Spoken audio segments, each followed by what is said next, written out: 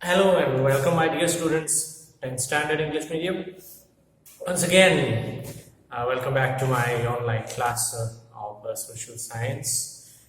और आज हम जो चर्चा करने जा रहे हैं वो एक्चुअली हमारा ऑनगोइंग चैप्टर ही है, social problems of India and challenges.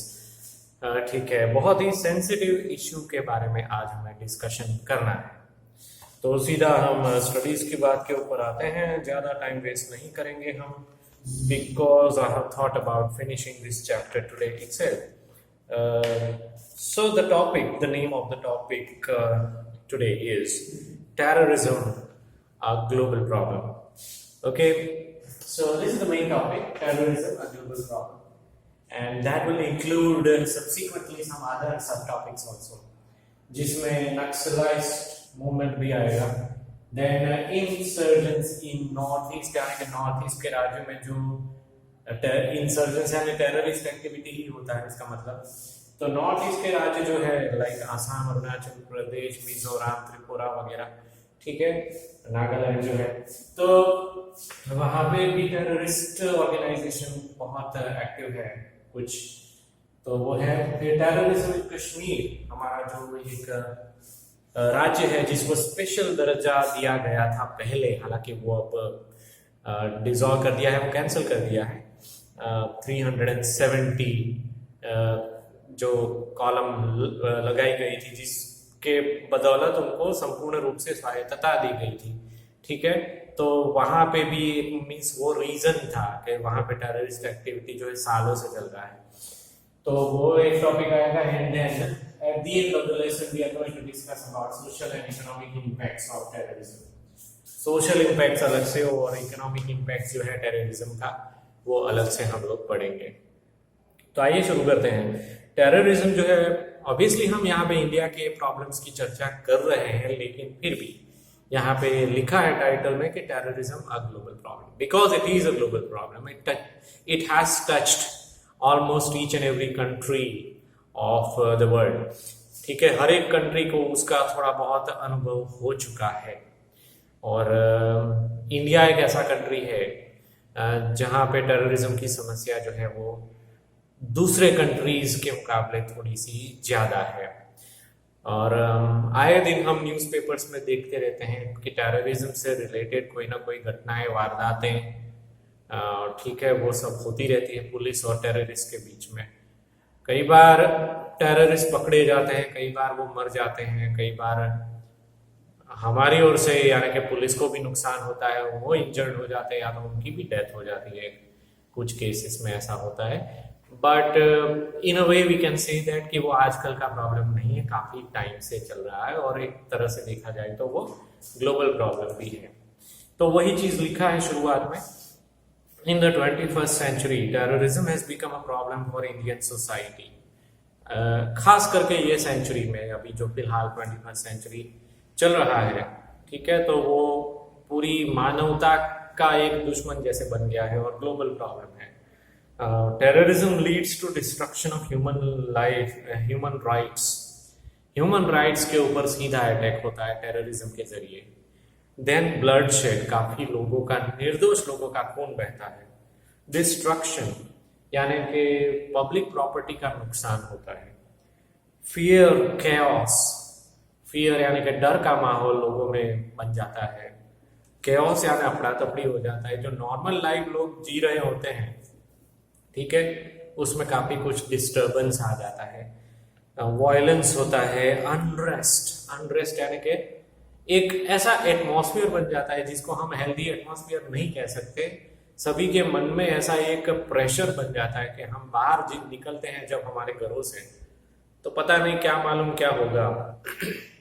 खास करके इनकेस अगर मुझे रियल लाइफ एग्जांपल्स मुझे देने हैं तो देयर आर सम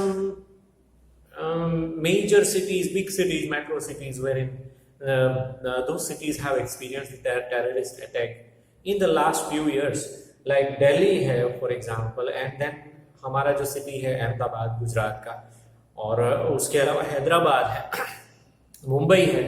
ये सारे शहर कुछ ऐसे हैं जहाँ पे टेररिस्ट अटैक ऑलरेडी हो चुके हैं इसी सेंचुरी में। सो जब ये होता है तो उसका असर काफी टाइम तक होता है। जान माल का नुकसान तो होता ही है, प्रॉपर्टी का नुकसान होता है, काफी लोगों की जानें जाती है, ये वो सब। बट ऐसा नहीं कि दूसरे दिन से हम लोग भूल जाते हैं, काफी टाइम तक उसका असर रहता है। लोग ट्रेनों में जाने से डरते हैं, बसों में ट्रैवल करने से डर, यहाँ तक कि घर से बाहर निकलने के लिए भी डरते हैं लोग। And such people include women and children also, old people also. और जो जो लोग ऐसे होते हैं जिनको लाइक अर्निंग करने के लिए कंपलसरी बाहर जाना पड़ता है, जैसे कि आप लोग, यानी इवन इवन मैंने भी अपनी लाइफ में देखा है कि लाइक हमारे जो पेरेंट्स होते हैं, फादर खास करके, तो उनको हर रोज अपनी ऑफिस के लिए जाना होता है। सो एक कॉमन फीलिंग होती है हम सब में कि जब वो शाम को घर पे आते हैं तो हमें सुकून मिलता है। मम्मी हो या पापा हो या कोई भी हो, घर का कोई भी मेंबर घर से बाहर निकलता है तो जब तक वो घर सेफ लौटता नहीं है तब तक हमें सुकून नहीं मिलता है। And specially when such attacks happen, specially in the bigger cities, comparatively गांव में इतना भय का माहौल नहीं होता, लेकिन जो बड़े बड़े शहर हैं जहां पे सो फार अटैक्स वगैरह हो चुके हैं, ठीक है, वहां के लोगों में ये फीलिंग्स ज्यादा होती है, एक अनरेस्ट जिसको हम कह सकते हैं, ओके, वो फीलिंग्स रहता है। Although terrorism has no connection with any religion or sect, yet by linking terrorism with religion, terrorists are getting indulged in cowardice and hateful act. वैसे देखा जाए तो कॉमन कॉन्सेप्ट से देखा जाए तो टेररिज्म का कोई जो संबंध है वो किसी रिलीजन से नहीं है, लेकिन टेररिस्ट अपनी टेररिस्ट एक्टिविटीज में रिलीजन को जोड़ के उस रिलीजन को बदनाम करते हैं। I hope you are trying to understand my point. किसी रिलीजन, कोई भी रिलीजन जो है वो टेररिज्म नहीं सिखाता है, लेकिन जो टेररिज्म होते हैं, टेररिस्ट होते हैं सॉरी, वो अपनी एक्टिविटीज को रिलीजन के साथ जोड़ देते हैं और इसलिए वो रिलीजन बदनाम होता है। Okay, it's a very very important thing for us to understand. और उनको ये लगता है, वो टेररिस्ट जो होते हैं उनको ये लगता है कि हम जो कर रहे हैं वो सही है, हमारे रिलीजन में ऐसा लिखा है, हमें ये सिखा है और हम न्याय के लिए लड़ रहे हैं, ऐसा वो फील करते हैं, अपने हक के लिए लड़ रहे हैं ऐसा उनको लगता है। और हम जो कर रहे हैं वो रिलीजियसली वो अलाउड है, हमारे धार्मिक पुस्तक में ऐसा लिखा है, वैसी वैसी उनकी आर्ग्यूमेंट्स होती है जिससे उनका जो कोई भी रिलीजन होता है वो बदनाम होता है। ठीक है, हालांकि जनरल कॉन्सेप्ट से देखा जाए तो टेररिज्म का रिलीजन के साथ कोई संबंध नहीं होता है, ये हमें समझना चाहिए। ठीक है, so by linking terrorism with religion, terrorists are getting indulged in cowardice and hateful act. Cowardice यानी कि कायरतापूर्ण ये एक कार्य है, हेटफुल यानी कि नफरत से भरा हुआ ऐसा ये एक्ट है जिसे देख के या तो उसके बारे में सुन के हमें नफरत हो जाती है। ठीक है, ऐसे काम करते हैं वो लोग और उसी चक्कर में अपनी जान भी वो गंवाते हैं, दूसरों की भी जान लेते हैं। ठीक है, उनको अपनी जान गंवाने का एक डर भी नहीं होता है, उनको ऐसा होता है कि अगर हमारी जान चली जाएगी तो हम शहीद कहलाएंगे, हमें जन्नत मिलेगी या तो स्वर्ग मिलेगा या ऐसा कुछ उनके दिमाग में होता है। और जान की परवाह इन शॉर्ट वो लोग नहीं करते हैं। Terrorism is a hindrance in the progress of nation. Hindrance का मतलब होता है रुकावट, बाधा जिसको बोलते हैं, ऑब्स्ट्रक्शन जिसको बोलते हैं। तो ये किसी भी देश के विकास के लिए, किसी भी देश का डेवलपमेंट अगर करना है तो टेररिज्म सबसे बड़ा एक हर्डल है, सबसे बड़ा हिंड्रेंस है। Terrorism is related to violence which openly violates the principle of live and let live, जियो और जीने दो। ऐसा ये एक छोटा सा जो प्रोवर्ब है हम हिंदी में बार बार सुनते हैं, इंग्लिश में उसका ट्रांसलेशन होता है live and let live. Okay, तो इस प्रिंसिपल को तोड़ने वाला कार्य है ये टेररिज्म, क्योंकि उससे उल्टा ही हो रहा है टेररिज्म में। कि वो लोग जीते भी नहीं हैं ठीक से और दूसरों को भी नहीं जीने दे रहे हैं। हाँ, उनको गलत ढंग से सिखाया जाता है वो चीज़, गाइडेंस उनको सही नहीं मिल रहा है, उनका लाइक अपब्रिंगिंग ही शायद पहले से ऐसा हुआ होता है जहाँ पे उनको पहले से ही गलत चीज़ें सिखाई गई है और वो गलत चीज़ें उनको सही लगती है।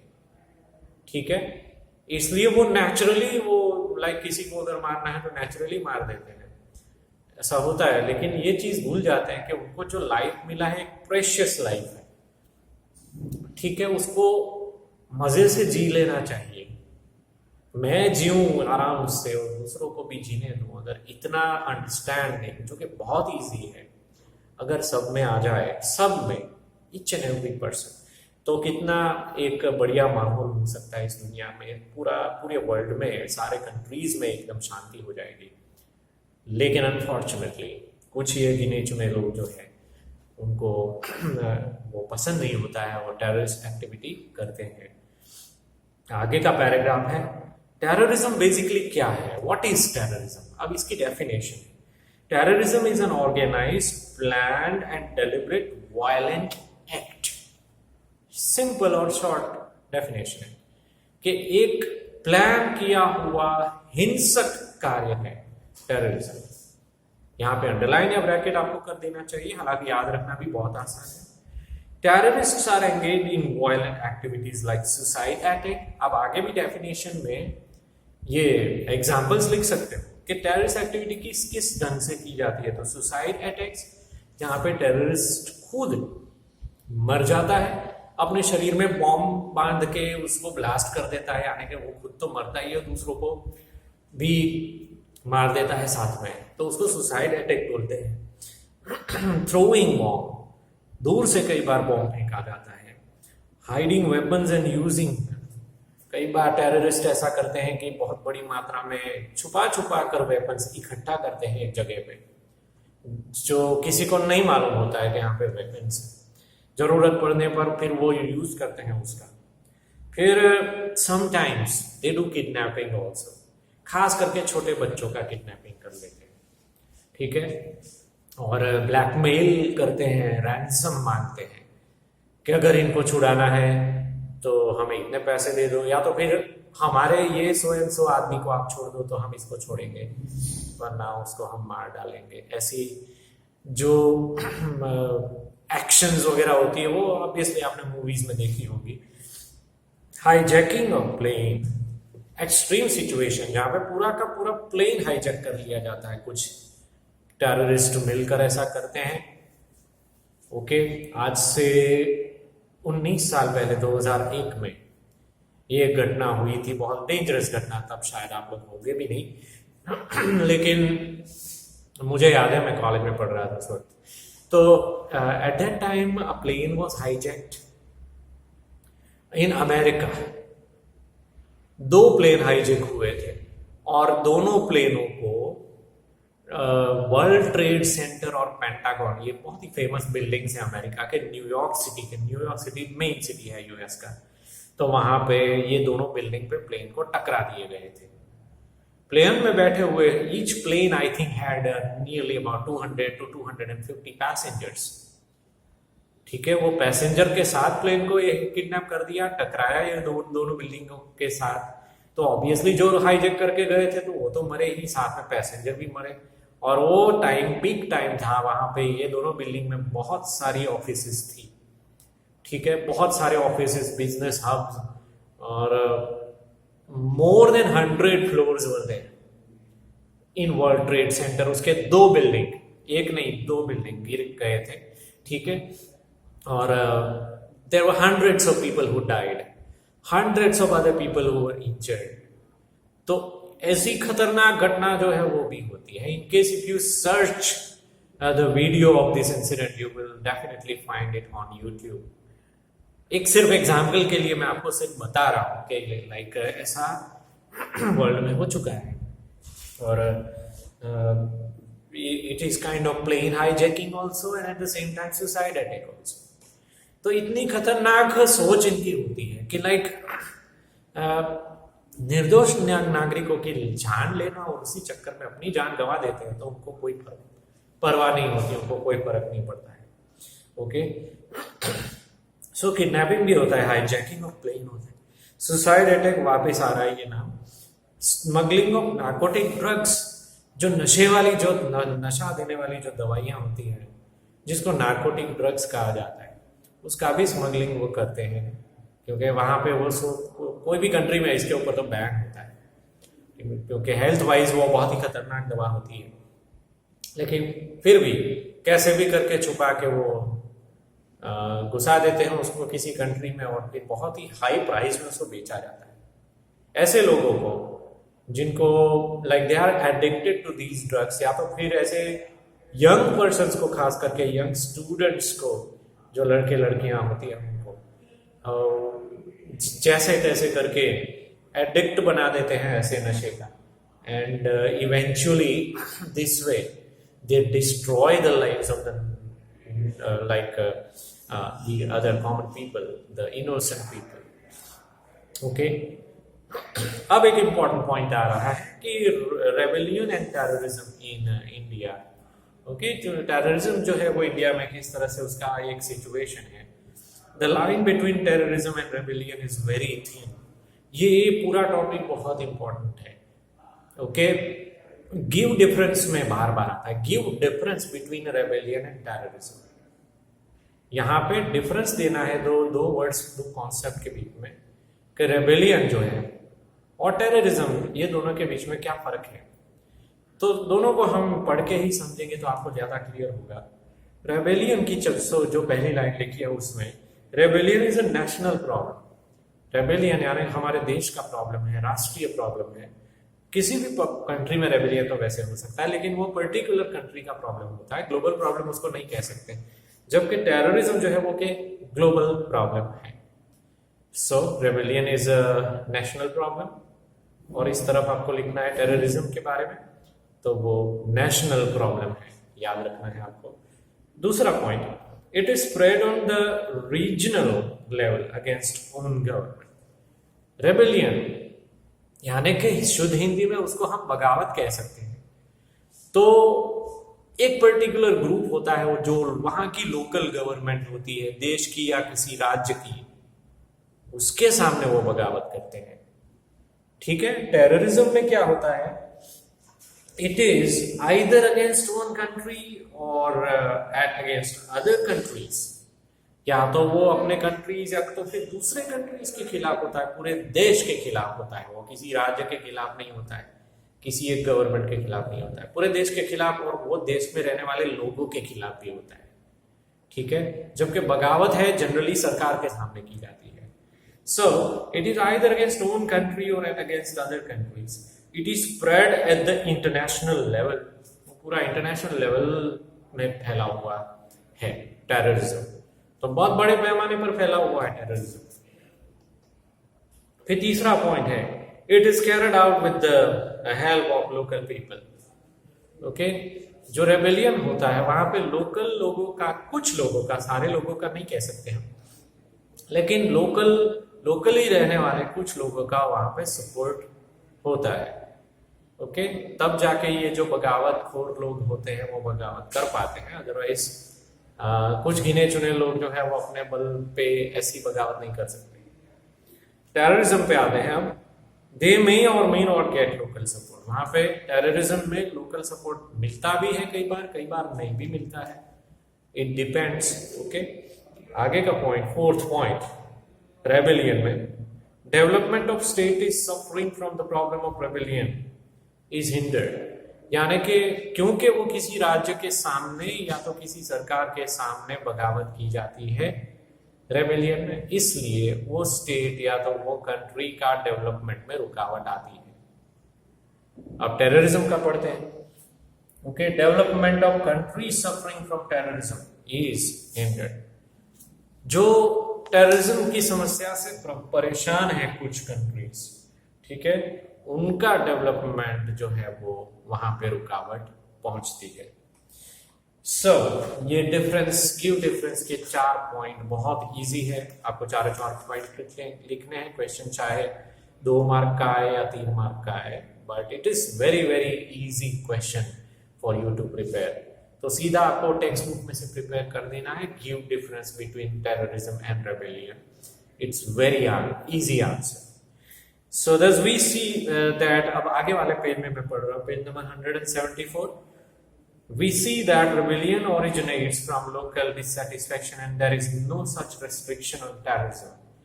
Okay? तो जनरली ऐसा देखा गया है ये डिफरेंसेस को पढ़ के कि रेबेलियन जो है वो लोकल समस्या है, टेररिज्म ग्लोबल समस्या है. Today India is fighting against internal rebellion and terrorism. अब इंडिया में ये दोनों समस्याएं हैं. हम रेबेलियन से भी लड़ रहे हैं और टेररिज्म से भी फाइट हम कर रहे हैं. ओके तो ऑब्वियसली कुछ रेबेलियन से रिलेटेड कुछ एक्टिविटीज के बारे में अब हम पढ़ेंगे, जो कि हमारा आगे का पॉइंट होगा, Naxalites movement. Okay, Naxalites movement उसको बेसिकली ऐसा नाम क्यों मिला कि नक्सलिस्ट, ऐसा नाम कैसे उसको मिला, तो उसका थोड़ा सा जानकारी यहाँ पे है. Inspired by the Chinese revolution under the leadership of Mao Tse tung, some Naxalites started this insurgency in India. Naxalist movement जो है वो सबसे पहले चाइना में हुई थी, जिसके लीडर थे माओ त्से-तुंग. ये नाम आपको याद रखना है. और उनसे इंस्पायर होकर भारत के कुछ राज्यों में नक्सलिस्ट मूवमेंट हो रही है. ओके, काफी सालों से हो रही है. Okay, for the first time in India 1967 in West Bengal. शुरुआत उसकी मैं जैसे आपको बताया अभी अभी कि काफी सालों से हो रही है, तो ऑब्वियसली वो साल था 1967 और वेस्ट बंगाल हमारा जो राज्य है वहां से नक्सलिस्ट मूवमेंट की शुरुआत हुई थी. आज उसको ऑब्वियसली 50 से ज्यादा ईयर्स हो गए, तो 50 सालों से ज्यादा हो गए तब से हम ये समस्या से जूझ रहे हैं. With its beginning in West Bengal, it was spread now in Jharkhand. शुरुआत वेस्ट बंगाल में हुई थी, लेकिन धीरे धीरे दूसरे आसपास के राज्यों में भी वो फैला है, जैसे कि बाजू का स्टेट है झारखंड, उसके अलावा बिहार, आंध्र प्रदेश, छत्तीसगढ़, केरला, ओडिशा, त्रिपुरा, मध्य प्रदेश पूरा नहीं लेकिन उसका माउंटेनियस और फॉरेस्ट रीजन, वहां पे ये नक्सलिस्ट एक्टिविटी हो रही है. There are 2 major organisations. तो ये राज्यों में 2 मेन नक्सलिस्ट ऑर्गेनाइजेशन है जहां पे आपको अंडरलाइन करना है. Basically people's war group, okay, और दूसरा है Maoist communist centre. People's war group and Maoist communist centre, ये दोनों नक्सलिस्ट ऑर्गेनाइजेशंस हैं जो ये सारे राज्यों में जिसके ऊपर मैंने नाम लिए वहां पे सक्रिय है. ठीक है, अब हम पढ़ेंगे इंसर्जेंसी नॉर्थ ईस्ट. इंसर्जन यानी कि वही चीज जो बगावत जिसको हम कहते हैं, उसी के लिए ये दूसरा वर्ड है. तो नॉर्थ ईस्ट के कुछ राज्यों में जो बगावत का माहौल चल रहा है वो भी सालों से चल रहा है, तो उसके बारे में यहाँ पे थोड़ा लिखा है. और एक इम्पोर्टेंट एक टेबल दिया गया है कि कौन सा जो इंसर्जेंसी ग्रुप जो है, रेबेलियन ऑर्गेनाइजेशन जो है वो कौन से स्टेट से कनेक्टेड है. एक ऐसा टेबल दिया है, लेकिन ऊपर एक छोटा सा पैराग्राफ है वो मैं पढ़ लेता हूं सबसे पहले. Since independence the insurgency in north eastern India has been perennial problem for India. यानी कि जैसे ही हमें स्वतंत्रता प्राप्त हुई 1947 में, तब से लेकर ये समस्या तुरंत उसके बाद, आजादी मिलने के बाद तुरंत शुरू हो गई थी. Okay, some factors which stimulate insurgency are tribal communities.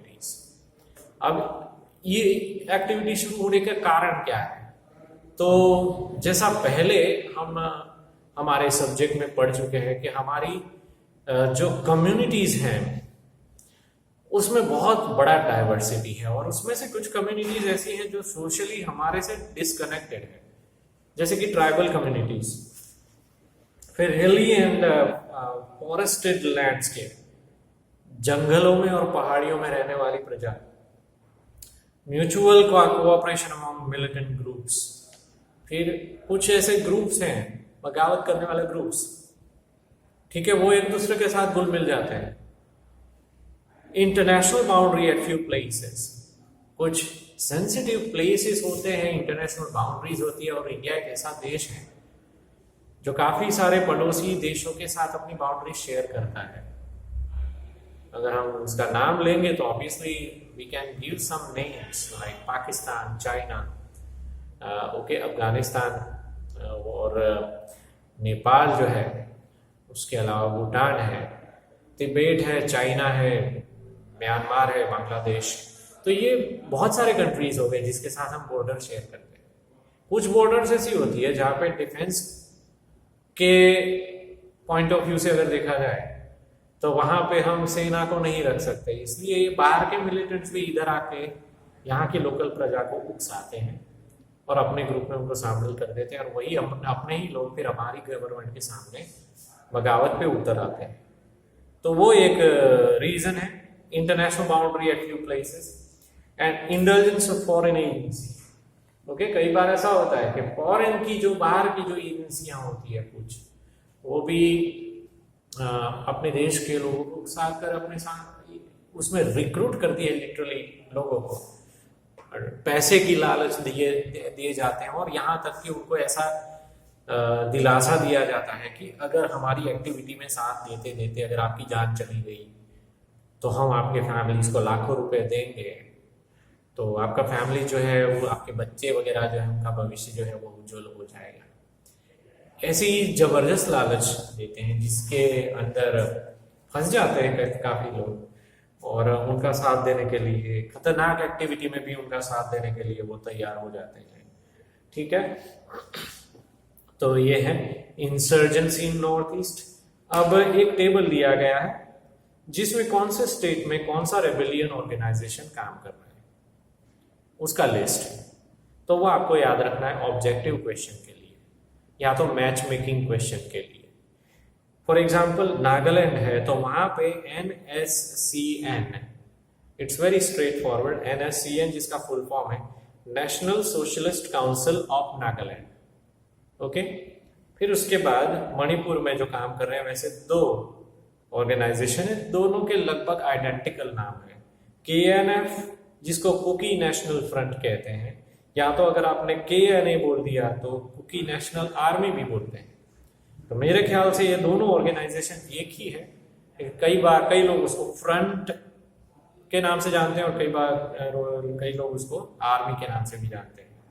फिर त्रिपुरा में 3 ऐसे ऑर्गेनाइजेशन हैं, NIFT, ATTF, TUJS। ओके, तो NIFT का फुल फॉर्म है national liberation front of Tripura. Okay, दूसरा जो है ATTF जिसका फुल फॉर्म है ऑल त्रिपुरा टाइगर्स फोर्स। तीसरा जो ग्रुप है उसका TUJS, उसका फुल फॉर्म है त्रिपुरा उपजाति जुपा समिति। थोड़ा अजीब नाम है लेकिन वहां की लोकल लैंग्वेज का नाम होगा, इसलिए शायद ऐसा है। फिर आसाम में 4 नक्सलिस्ट ऑर्गेनाइजेशन काम कर रहे हैं, इसमें सबसे पहले ULF है जिसको शॉर्ट में उल्फा भी बोला जाता है। ओके, और बहुत सालों से मेरे ख्याल से सबसे पुराना नक्सलिस्ट ऑर्गेनाइजेशन है वो ULF है, यानी कि United liberation front of Assam. दूसरा है UMF यानी कि यूनाइटेड माइनॉरिटी फ्रंट। तीसरा है NDFB यानी कि national democratic front of Bodoland. Okay, Bodoland एक नाम है, वो नाम से कुछ नक्सलिस्ट ग्रुप जो है एक अलग राज्य चाहते हैं कि आसाम से ये एरिया अलग करके उनको अलग से स्टेट दिया जाए, जैसे कि रिसेंटली आंध्र प्रदेश में से तेलंगाना अलग हुआ, आपको पता ही होगा वो चीज। वैसे ही वो अपना यानी कि अलग से स्टेट मांग रहे हैं कि आसाम में से हमें बोडोलैंड करके अलग से स्टेट चाहिए, तो उसके लिए लड़ रहे हैं काफी सालों से। और चौथा जो है वो BLTF यानी कि बोडोलैंड लिबरेशन टाइगर्स फोर्स। तो उसी पर्पस के लिए लड़ने वाला एक दूसरा भी ग्रुप है, उसमें भी बोडोलैंड का नाम आता है, जिसका नाम है बोडोलैंड लिबरेशन टाइगर फोर्स। ठीक है, अब इसके नीचे एक छोटा सा पैराग्राफ है। These rebellion organizations have been struggling for the demand of separate state. General concept ये है कि ये जो ऑर्गेनाइजेशंस हैं वो इन जनरल उनकी डिमांड ये रहती है कि वो अलग से अपना राज्य मांग रहे हैं। Okay, to secure their own political economic interest, या तो उनका कोई पॉलिटिकल पर्पस होता है या तो इकोनॉमिक पर्पस होता है, ठीक है। और on the question of illegal immigration, okay, तो फिर इलीगल क्वेश्चन एक इमिग्रेशन का भी एक इश्यू हो सकता है, ठीक है, क्योंकि ये सारे राज्य ऐसे हैं पॉलिटिकली, शायद अगर आपको मालूम होगा कि छोटे छोटे राज्य हैं और डिफेंस के हमारी ओर से काफी कुछ लूप होल्स भी है वहां पे, और ऑब्वियसली कुछ करप्टेड पॉलिटिशियंस भी हैं वहां पे जो बाहर के देशों के नागरिकों को अपने देश में इलीगली एंट्री दे रहे हैं, okay. In case if you have a habit of reading newspaper regularly, then every now and then you might come across reading such news, as there are so many illegal migrants living in our country, especially from Bangladesh. तो ये north east के state हैं, आसाम बोलो या मिजोरम या नागालैंड जो है, ठीक है, इनकी बॉर्डर्स जो है वो बांग्लादेश से टच होती है, तो वहां से उनका घुसना जैसे तैसे करके भी, ठीक है, वो पॉसिबल है। तो वो इलीगल माइग्रेशन जो है उसको रोकने के लिए भी काफी लोग लड़ रहे हैं। तो एक नोबल पर्पस है, लेकिन नोबल पर्पस अगर होता है आपका फाइट करने का गवर्नमेंट के खिलाफ, तो फिर वो नोबल तरीके से भी लड़ना चाहिए, ठीक है। हिंसा करना गवर्नमेंट की या पब्लिक प्रॉपर्टी को नुकसान करना, ये कोई तरीका नहीं होता है अपनी डिमांड को फुलफिल करने का, ठीक है। Because socially it is not accepted, society the people are not going to accept it in any case, इसलिए जो गलत एक्टिविटी है वो गलत ही है। So because of it economic, social and administrative and political systems are damaged. तो हमने देखा कि बहुत सारे, लाइक आज आपको पहली दफा ऐसा पता चला होगा कि काफी टेररिस्ट और नक्सलिस्ट ऑर्गेनाइजेशंस इंडिया में एक्टिव है, जिसकी वजह से इकोनॉमिक, पॉलिटिकल और सोशल लेवल पे देखा जाए तो काफी डैमेज होता है, ओके। ऐसा नहीं होना चाहिए। अगर नक्सलिस्ट मूवमेंट जो एक ऐसी चीज है, तो उसमें जो लोग ये मूवमेंट कर रहे हैं, जो लोग कोई ना कोई डिमांड लेकर लड़ाई कर रहे हैं गवर्नमेंट के साथ में, उनको हमेशा ये चीज हमेशा उनको ध्यान में होनी चाहिए कि in case they feel that their point or else their demand is genuine, okay, then they should fight on morality grounds. हम उस देश में रहते हैं जहां पे महात्मा गांधी का जन्म हुआ था, वो भी लड़े थे अंग्रेजों के खिलाफ, लेकिन मोरालिटी के ग्राउंड्स पे। वो चीज बहुत इंपॉर्टेंट है। Before starting the fight against the Britishers, he gave us the principle of non-violence. उनको पता था कि ब्रिटिश रूल कोई ऐसी चीज नहीं है कि जिनके सामने आज हम लड़ना शुरू कर देंगे तो कल जाके वो चले जाएंगे। It's not like that. It will take so many years. And in between these so many years, in case if we adopt violence, अगर हम हिंसा से लड़ते हैं उनके खिलाफ, तो जस्ट इमेजिन कि सालों, लाइक इतनी साल जो हम लड़ाई किया उनके खिलाफ, तो इतने सालों में कितने लोगों की जानें गई होती। इवन आफ्टर दैट काफी क्रांतिकारी लोग जो है वो शहीद तो हुए ही, but if we had fought in a violent way, Gandhi ji ने ही अगर सबको वायलेंस करना सिखाया होता, तो हम इमेजिन ही नहीं कर सकते कि कितना भयानक ब्लडशेड हुआ होता इंडिया में। तो वो जिस तरीके से लड़ रहे थे वो बहुत सोच समझ वाला और बहुत ही नोबल तरीका था। And he knew it well कि हमारा पर्पस जो है वो जेन्युइन है, तो हमें सफलता मिलेगी नॉन वायलेंस से। नॉन वायलेंस का सबसे एक सेफ एक रिजल्ट ये है, उसका इफेक्ट ये है कि उसमें जान जाने का खतरा नहीं रहता है, या तो फिर कम रहता है। वायलेंस से हमेशा जान जाने का खतरा रहता है। अगर आप किसी के सामने हिंसा करते हो तो सामने वाला भी जवाब देगा। It's a very natural response from the opposite person. In case if you do violence against somebody, then obviously he or she is going to do the same. वो ऐसा करेगा, कोई ना कोई तरीके से आपको जवाब देगा। ये चीज को ध्यान में रखते हुए उन्होंने नॉन वायलेंस का प्रिंसिपल हमें सबसे पहले दिया, उसके बाद वो फाइट शुरू किया। और देर से ही सही, लेकिन भले ही हमें सफलता उसमें जरूर मिली, हमें आजादी मिला, और कंपैरेटिवली कम लोगों की जाने गई। वायलेंस होता तो बहुत सारे लोगों की जान जाती। ठीक है, तो ये बात जो है वो जो मिलिटेंट ग्रुप्स हैं, नक्सलिस्ट मूवमेंट्स जो वाले जो ग्रुप हैं, उनको समझना चाहिए। कुछ भी अगर डिमांड कर रहे हैं हम गवर्नमेंट से, तो अगर हमें लगता है कि हमारा पर्पस जेन्युइन है, तो फिर हमें हिंसा करने की जरूरत नहीं है।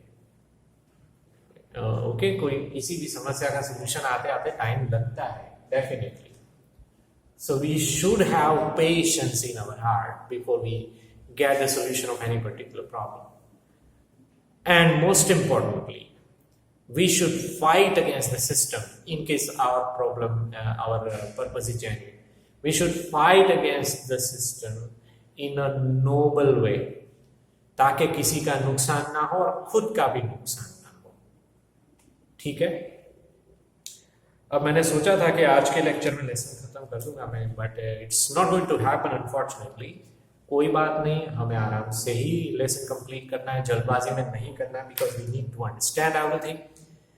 Okay, and we are definitely discussing a problem which is harassing our country for so long, not only our country but so many other countries also in the world.